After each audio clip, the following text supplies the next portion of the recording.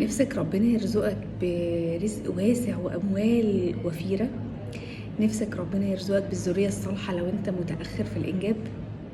نفسك ربنا من قبل كل ده الفلوس والذرية والمال والحاجات دي كلها ان ربنا يرزقك جنات تجري من تحتها الأنهار. أقول لك أنا بقى الحل السريع والحل السحري زي ما بيقولوا في آية قرآنية. الله سبحانه وتعالى قال: فقلت استغفروا ربكم إنه كان غفارا يرسل السماء عليكم مدرارا يمددكم بإيه؟ بأموال وبنين ويجعل لكم جنات ويجعل لكم أنهارا. بإيه ده كله؟ بالاستغفار.